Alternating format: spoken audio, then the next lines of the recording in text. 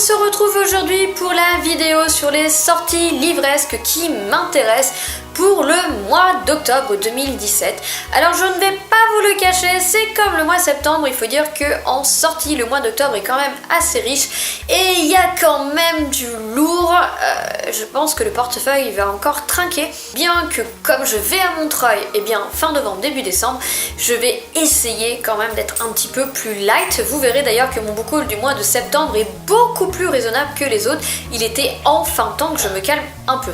Ceci étant dit, quand je vois ce qui arrive, ça me fait un peu peur. Alors on ne va pas perdre plus de temps et je vous propose de commencer tout de suite avec les 3 premières sorties qui m'intéressent et qui auront lieu le 4 octobre. Tout d'abord, le 4 octobre va donc voir paraître Remade, le tome 1 par Alex Carroll et apparaître chez Casterman. Ici, nous sommes dans un livre young adulte où nous allons en fait avoir affaire à un virus capable de penser et qui apparemment va mettre à mal la population humaine. Mais surtout ici, nous allons rencontrer le personnage de Léo qui pourtant n'a rien d'un héros mais qui est prêt à tout pour sauver sa petite sœur. Alors voilà, moi sincèrement le pitch me tentait bien et donc j'ai noté cette sortie parce que je trouvais que ça avait l'air tout à fait sympa. Ensuite, toujours le 4, la deuxième sortie qui m'intéresse aura lieu chez Milan avec Maudit soit-il par Courtney Alameda. Alors quand on regarde la couverture, elle n'est pas sans me faire penser à Autopsy, je crois qu'il s'appelait, qui est paru, je pense que c'est un petit peu le même genre de collection et que je n'ai pas encore lu. Mais là visiblement ce n'est pas le même auteur, donc c'est pas une suite. Sur le coup je me suis demandé si c'était pas la suite en fait, mais non, c'est totalement indépendant. En tout cas nous allons rencontrer Malicia qui a 16 ans et qui chasse les monstres. Bon, déjà cette jeune fille n'est pas vraiment banale, mais en plus ses amis sont du genre vampire, savant fou ou encore chasseur de monstres. Bref, on peut vraiment dire que Malicia a une vie pour le moins originale. Mais quand elle va être touchée par une malédiction, sa vie déjà peu banale va être totalement bouleversée.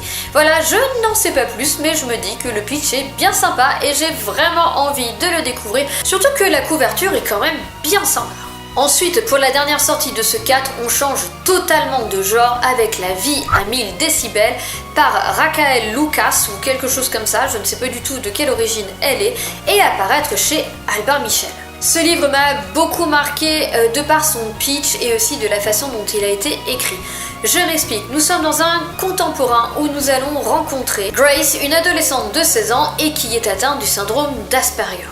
Alors déjà j'avais très envie de lire quelque chose là-dessus, je trouvais le pitch assez intéressant, mais pour autant j'avais envie que ce soit quelqu'un qui connaisse, qui en parle, et je me suis donc renseignée et de fait, l'auteur ainsi que l'une de ses filles, qui s'appelle Verity je crois, sont toutes deux atteintes du même syndrome d'Asperger, donc voilà, je pense que le livre va présenter une authenticité puisque l'auteur par essence sait de quoi elle parle et donc ce ne sera pas que des phrases inventées, supposées, mais je pense que ce sera assez personnel et que ce qu'elle nous dira, ça va refléter la réalité. Le lendemain, soit le 5 octobre, c'est pas moins de 4 sorties littéraires qui m'intéressent, avec la première qui en fait est le nouveau Cat Clerk qui s'appelle Girlhood et qui sera apparaître comme d'habitude chez nous dans la collection R. Alors voilà, les 4 Clerks, je les lis pas tous, en fait je n'en ai lu qu'un et je ne l'ai pas d'ailleurs trouvé sans défaut. Mais avec cette nouvelle sortie, je me suis dit que c'était l'occasion de me replonger dedans et de me faire tout simplement une nouvelle idée de l'écriture de 4 Clerks.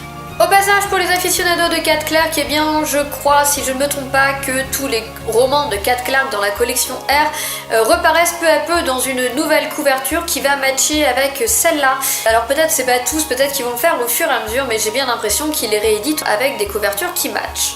Après on aime ou on n'aime pas, ça c'est totalement subjectif, moi je suis pas spécialement fan, mais bon voilà, au moins ils font un effort pour avoir quelque chose d'homogène. Alors là apparemment nous sommes une fois encore dans un thriller émotionnel young adulte. Au niveau du résumé, je vous laisse le découvrir avec ce qui est marqué ici. Il me tente, j'ai envie de découvrir, donc on verra bien ce que ça donne après tout. Et donc c'est aussi le 5 octobre que paraît l'une des sorties que j'attends le plus, puisque le 5 octobre, c'est aussi la sortie de Heartless par Marissa Meyer et apparaître chez Pocket Jeunesse. Alors, voilà, moi j'ai adoré les Chroniques lunaires, franchement j'en suis dingue de cette série, je trouve que l'auteur a une imagination de cinglé. Après je sais que ça n'a pas fait l'unanimité, mais bon dans l'ensemble quand même il faut reconnaître que c'est une série qui a d'excellents échos. Et moi je l'attends avec impatience. Et voilà, j'apprécie tellement cet auteur que, vous le savez ou vous le savez pas, eh bien j'ai mis un exemplaire de Heartless à gagner en concours pour mes 500 abonnés. Donc, eh bien si jamais vous n'avez pas vu la vidéo, je vous conseille d'aller la voir si ça vous intéresse, puisqu'il y a 3 lots à la gagner. Je vous remets le lien en barre d'infos, si ça vous intéresse, n'hésitez pas à aller la voir et à participer, puisque le concours est ouvert jusqu'au 31 octobre. Bon, ici visiblement Marissa Meyer repart dans une réécriture de conte en nous parlant de la reine de cœur avant qu'elle rencontre Alice. Et visiblement elle va nous prouver que non, tous les contes de fées n'ont pas une fin heureuse. Tous ceux qui l'ont lu en VO l'ont adoré visiblement. Il n'y a même pas à se poser de questions en fait, tout simplement. Si je ne me trompe pas, c'est un tome unique, mais alors ça c'est si je ne me trompe pas. Donc le 5, nous avons aussi Lumen qui nous offre une nouvelle sortie avec Good Girl par Amanda Kay Morgan. Ce livre est un tome unique, c'est toujours bon à savoir, et ici nous sommes dans un thriller psychologique young adulte qui se passe dans le milieu lycéen. Nous allons donc rencontrer Riley qui en toute apparence est une personne parfaite, l'élève modèle, mais est-ce qu'il ne s'agirait pas que d'apparence et est-ce que la jeune fille ne cacherait pas un lourd secret? En tout cas, ce qui est sûr, c'est que Riley semble prête à tout pour présenter au monde un visage parfait, et donc si vous voulez en découvrir un peu plus, faites comme moi, lisez-le. Le même jour va sortir au Mouton électrique Sherlock Holmes aux enfers, écrit par Nicolas Le Breton. Ici nous sommes dans une sorte de thriller fantastique où Sherlock Holmes va revenir dans la plume d'un écrivain français afin d'aller enquêter aux enfers. Je ne sais pas vous, mais moi je me dis que ça peut être pas mal. En fait, c'est ce genre de livre où ça va être tout l'un ou tout l'autre. Soit je vais pas du tout accrocher ayant l'impression qu'on touche au sacro-saint Sherlock Holmes, soit je vais complètement adorer cette nouvelle adaptation. Dans tous les cas, je pense que je me pencherai dessus à un moment ou à un autre. Toujours le 5 va paraître La Cité de l'Oubli par Sharon Cameron et le tout aux éditions Nathan. Ici, il s'agit résolument d'un roman dystopique où tous les 12 ans, la population va voir sa mémoire être effacée. Nous allons rencontrer Nadia, une jeune personne qui a échappé à ce trou de mémoire et qui donc a priori va essayer d'empêcher le prochain. Je n'en sais pas beaucoup plus, mais sincèrement le pitch me tentait pas mal et c'est un livre qui me semble prometteur. Ensuite, petit bond en avant dans le temps puisque nous arrivons au 11 octobre. 11 octobre, il y a une sortie qui me tente, mais alors quelle sortie! Nous allons voir le premier tome de Grisha être retraduit enfin en français et apparaître aux éditions Bayard. Alors a priori la trilogie va apparaître complètement, sauf que je ne sais pas si c'est la trilogie complète qui sera apparaître le 11 ou si ce sera seulement le deuxième tome. Si jamais eh bien j'ai l'information d'ici le montage de la vidéo, je vous rajouterai, je sais pas trop où dans l'écran, cette info un peu plus en détail. Alors eh bien Grisha, si vous avez lu Six of Crows qui a des chroniques dithyrambiques et qui fait vraiment parler de lui, je pense que vous savez plus ou moins dans quel monde cela se passe. Pour le reste, moi personnellement j'ai même pas lu le résumé, donc c'est pas la peine de me demander. Je vais essayer de vous faire un copier-coller de quelques phrases rapides en essayant de lire en diagonale pour ne pas trop savoir de quoi cela parle. Sinon j'ai entendu aussi que les droits avaient été achetés en 2012 et qu'il y aurait une possible adaptation au cinéma, donc après voilà, c'est une information à prendre aussi avec des pincettes parce que ce genre d'infos là, moi je ne suis pas toujours très sûre, mais comme je trouvais intéressant, j'avais envie de vous en faire part. Ensuite on va passer au 18 octobre et ce jour-là il y aura 3 sorties qui vont me tenter. Alors la première, je ne vais pas la lire tout de suite parce que je n'ai toujours pas lu le tome 1, mais il est intéressant de noter que ce jour-là va sortir le tome 2 de La main de l'empereur, écrit par Olivier Gay et apparaître chez Brajlon. Donc ce tome 2 clôt la duologie de La main de l'empereur. La main de l'empereur est donc la duologie fantasy d'Olivier Gay et qui se passe avant Les épées de glace et où le personnage principal est Rek qui apparemment est le père du personnage principal des épées de glace. Moi personnellement je n'ai lu ni l'une ni l'autre des deux sagas, mais quand j'ai rencontré l'auteur, il m'a dit que ça pouvait être pas mal de commencer par La main de l'empereur parce qu'il a écrit Les épées de glace avant, mais si je lis Les épées de glace avant, il m'expliquait qu'il y a certains spoils puisqu'il y a certains personnages que je retrouve dans Les épées de glace et donc par conséquent je sais qu'ils ne sont pas morts avant. Donc j'ai suivi son conseil, j'ai acheté le tome 1 de la main de l'empereur, et je commencerai donc par cette duologie avant de me lancer dans la duologie des épées de glace. En tout cas, pour ceux qui sont dedans, qui en ont lu une partie ou tout ou quoi ou qu'est-ce, et bien voilà, le deuxième et dernier tome sera apparaître le 18 octobre. Mais comme Olivier Gay nous semble quand même très gourmand, il va aussi sortir un autre roman ce même jour, et ce coup-là dans le label Castlemore. Donc en fait on reste un petit peu dans la même maison que Brajlon, sauf qu'ici on va se diriger vers quelque chose de plus young adult. Ah oui, j'ai oublié de vous dire un petit détail, le titre du roman quand même. Il s'agit de La magie de Paris, le tome 1, Le cœur et le sabre. Nous allons rencontrer ici Chloé, qui apparemment est une escrimeuse de talent et qui va aider un garçon du nom de Thomas, sauf que en l'aidant, elle va presque y laisser la vie. Et lorsqu'elle va se réveiller, eh bien elle va se rendre compte qu'elle ne doit sa vie qu'à la magie. Et c'est ainsi qu'elle va donc découvrir le monde des mages, et donc a priori il va se passer plein de choses, et en tout cas le pitch a l'air super intéressant. Et donc eh ben voilà, moi j'avais vraiment très envie de le découvrir, donc je l'ai noté. Et d'ailleurs, Castlemore ne s'arrête pas en si bon chemin puisqu'ils vont nous offrir le même jour une deuxième sortie avec Les Disparus du Pont de Pierre par Jeanne Fèvre d'Arcier. Alors moi j'ai encore rien lu de cet auteur, mais bon c'est quand même une auteure française qui commence à se faire connaître, et donc je me dis pourquoi pas avec ce roman finalement découvrir ses écrits. Nous allons dans ce roman rencontrer Cornelia et son jumeau Nico qui enquêtent sur une double disparition. On en sait un petit peu plus dans le pitch, mais je ne vous en dirai pas plus. Tout ce que je peux vous dire, c'est que cette enquête va quand même les mener un peu plus loin que prévu, puisqu'ils vont atterrir à Bordeaux. Jusque là, ça va, mais au milieu du XIVe siècle. Oui, forcément, ça, c'est un peu différent. En tout cas, cette espèce de voyage dans le passé, moi, ça me tentait bien. Le lendemain, soit le 19 octobre, il va y avoir deux sorties qui vont m'intéresser, dont la première est Ma vie cachée par Becca Fitzpatrick. Alors, Becca Fitzpatrick, c'est une auteure que j'aime beaucoup, que j'ai lu dans deux styles différents, puisque j'ai lu d'elle un thriller psychologique young adulte, soit Black Eyes, ainsi que sa saga young adulte avec des anges, Hush Hush. Donc ici, a priori, on aurait plutôt tendance à retourner dans le thriller young adulte, mais je pense aussi que ça risque d'être matiné d'une romance, j'en sais pas beaucoup plus.